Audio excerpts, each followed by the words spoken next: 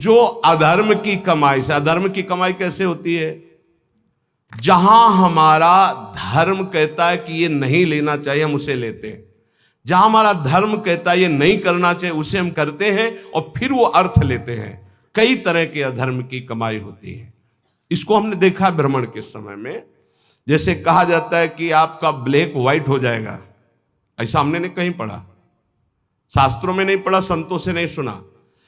धर्म से 10 रुपया कमाओ, 4 रोटी बनाओ, 1 रोटी में 4 टुकड़े कर लो, 3 में तुम पाओ।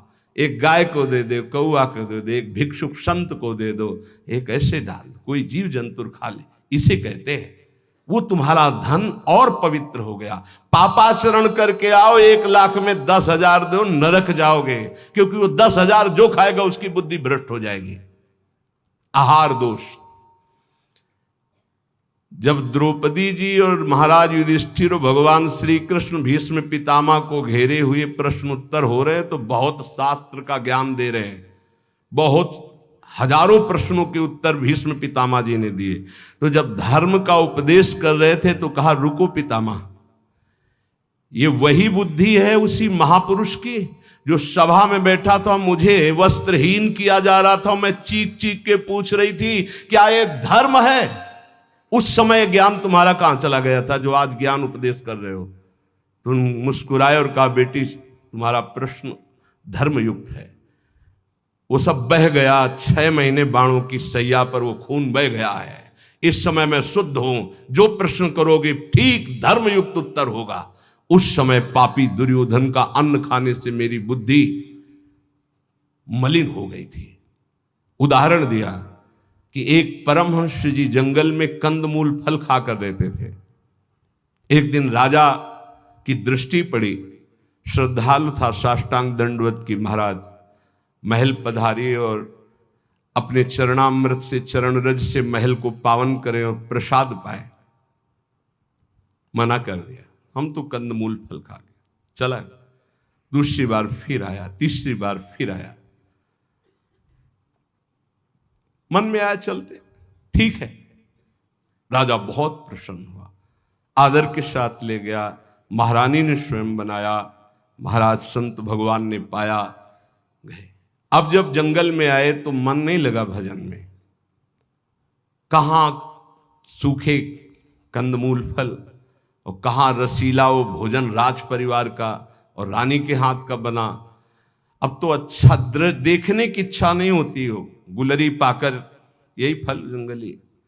बस अब ये इंतजार था कि राजा आ जाए और निमंत्रण दे दे। अन्न का प्रभाव। राजा आया, संकल्प ऋषि का, महाराज वो पहले बार में कि हाँ हाँ वो तो आप बड़े भगत हो, एक बार जाके हमने देख लिया, बड़ी श्रद्धा है। दोबारा गए तो प्रसाद बना रही थी रानी, तो दृष्टि गई हार पे।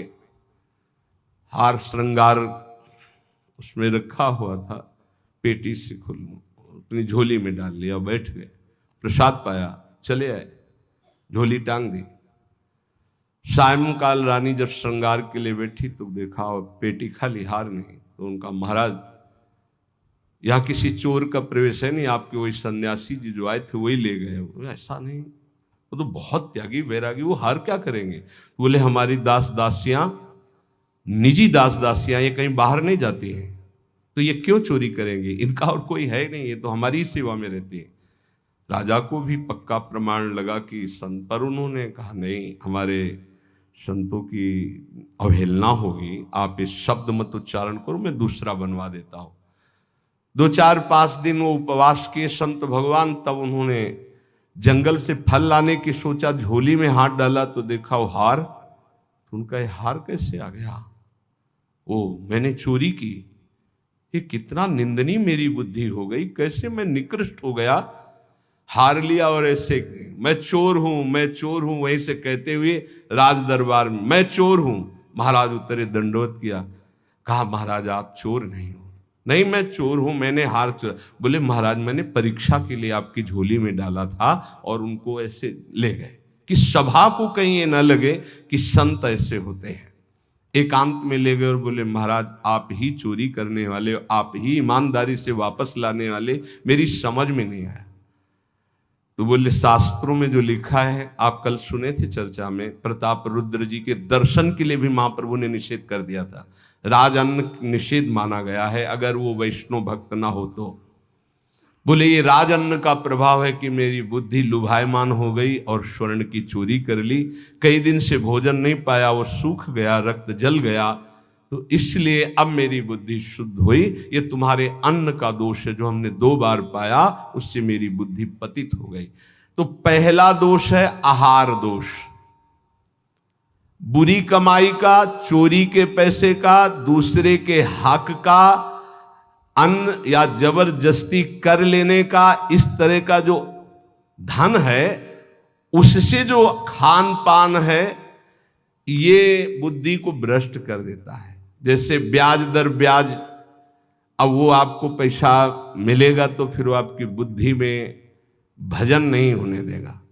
संकल्पित अन्न मिलेगा, कभी किसी का ऐसा दिया हुआ साधक को या गृहस्थ बट रहा है हलवा, भूखे मर रहे हो, ऐसे हाथ फैला दिया, तुम गृहस्थ हो, वृंदावन आए हो, एक दिन उपवास कर लो, थोड़ा सा कुछ लेकर पेट में डाल लो जो तुम्हारा धर्म की कमाई का, दूसरे का हलवा मत खाओ। मान लो हमारी बात, सारी बुद्धि नष्ट हो जाती, सुकृत नष्ट हो जाते हैं। आहार दोष पहला, कई बार बताया, इस पर ध्यान दीजिए। सतोगुणी पवित्र अन्न भी यदि मात्रा से अधिक हो गया तो रजोगुण, उस मात्रा से अधिक हो गया तो तमोगुण पैदा कर देगा। अल्प मात्रा में पाइए। दूसरा, शरीर को स्वस्थ रखिए। शरीर को स्वस्थ रखने के लिए, ब्रह्मचर्य पुष्ट रखने के लिए परिश्रम युक्त सेवा अत्यंत आवश्यक है, जिसमें पसीना चुए। ये दिनचर्या आज की नहीं है जो आप देख रहे हो कि 1:30 बजे उठते हैं, तो ये आज की नहीं, ये जीवन की दिनचर्या है। सूर्य उदय होते होते परिक्रमा वृंदावन की हो जाती थी। अपनी रात्रि में उठे, 45 मिनट व्यायाम, 48 मिनट प्राणायाम, छड़ी उठाई, पूरे वृंदावन की परिक्रमा एक सांस में।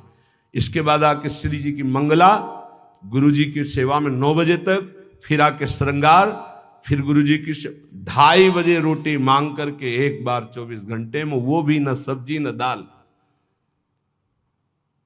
ऐसे थोड़ी भगवत मार्ग की निरंतर भगवदाकार वृत्ति प्राप्त की जाती है।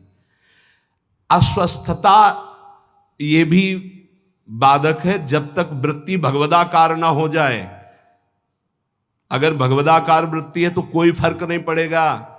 भगवदाकार वृत्ति नहीं है और आपको केवल ऐसे ही नकली वो करके अल्ट्रासाउंड ऐसे और आपको बता दिया जाए कि आपकी किडनी थोड़ा दोष युक्त हो रही है, भजन करके दिखा देना, डिप्रेशन में पहुंचने लगोगे। पक्का समझना, शरीर स्वस्थ, चित्तवृत्ति प्रभु में लगा लोगे। शरीर अस्वस्थ है और चित्तवृत्ति भगवदाकार नहीं हुई तो इसी में कराओगे, पक्की बात समझ लो। और एक बार चित्तवृत्ति लग गई तो 2 किडनी की क्या बात, अगर 10-20 होती हो सब फेल हो जाती तो भी कोई फर्क नहीं पड़ता। पक्का मान लीजिए, पक्का मान लीजिए। इसीलिए संसारी पुरुषों को विश्वास नहीं होता कि क्या ऐसा भी हो सकता है, क्या ऐसा होता है। कर्तुम अकर्तुम अन्यथा कर्तुम सर्व समर्था सा ईश्वर। अभी क्या समझे हो तुम? अस्वस्थता से बचिए। प्रत्येक साधक से कहा व्यायाम करो, चाहे साधक हो चाहे साधिका।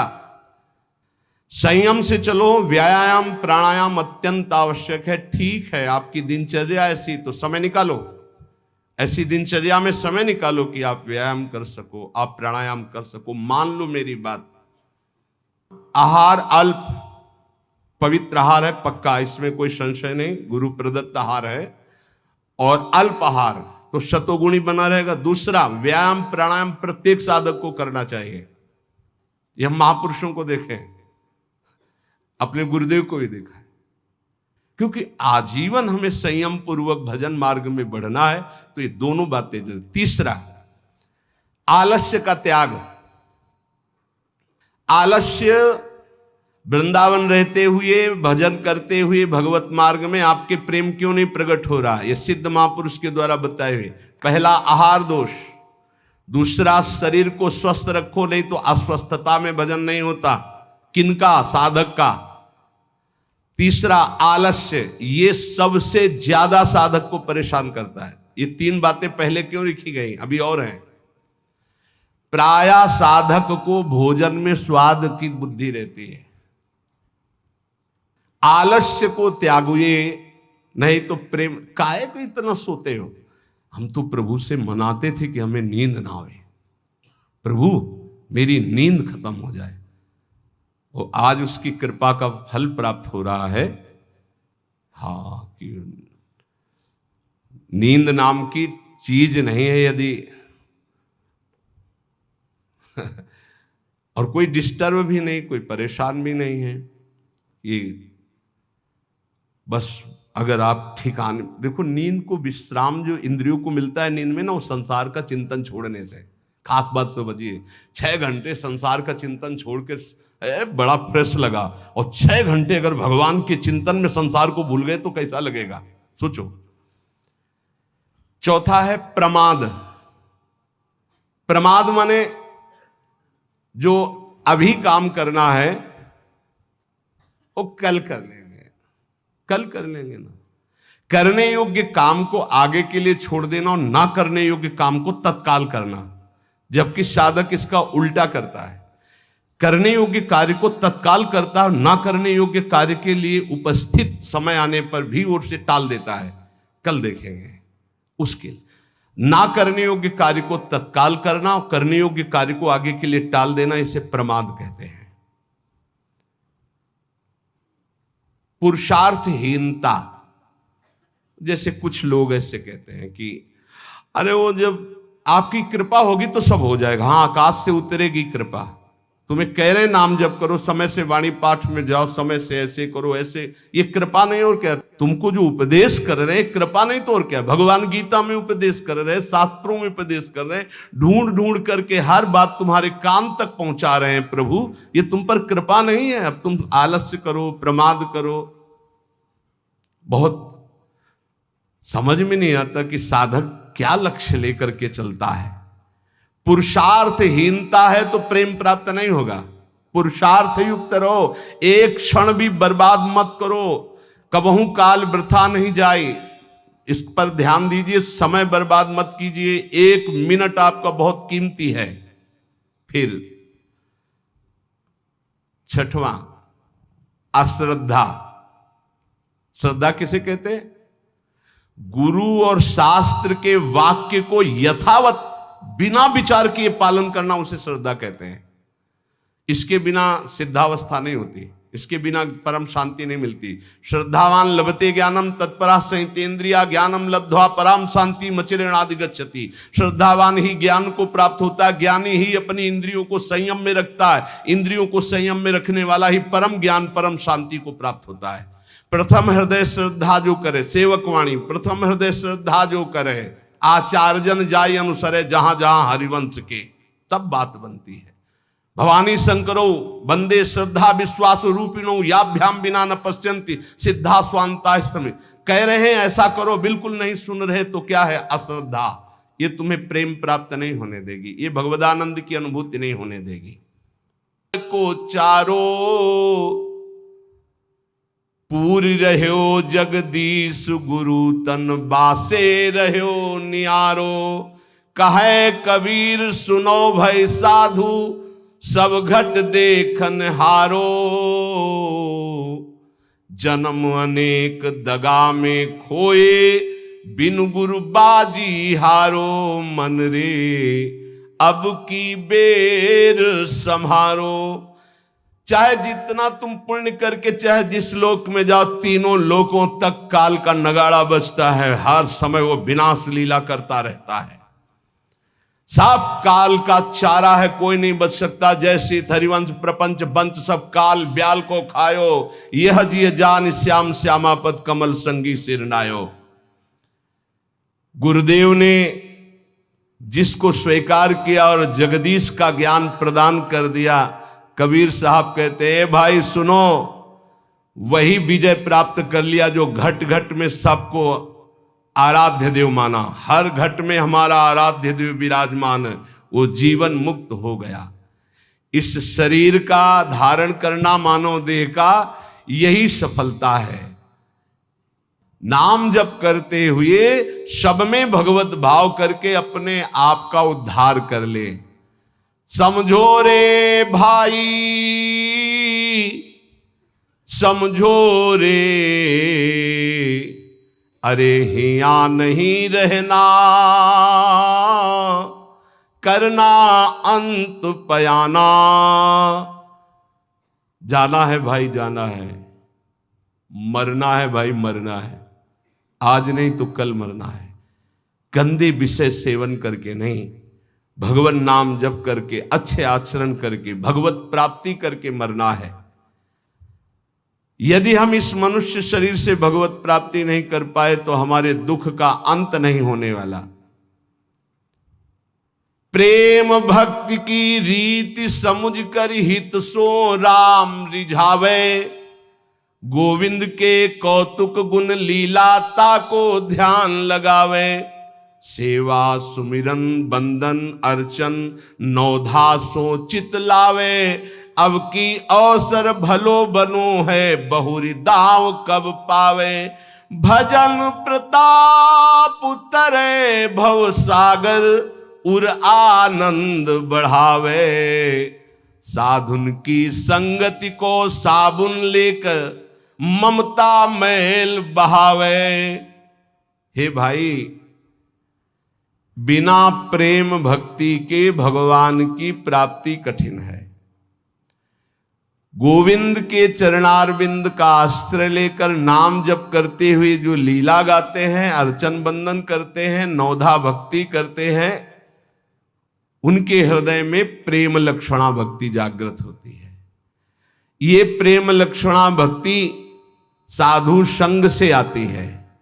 साधु संग रूपी ऐसा साबुन है कि ममता रूपी मैल धुल जाता है, और जहां मन ममता रूपी मैल से रहित हुआ तहां प्रेम प्रकाशित हो जाता है।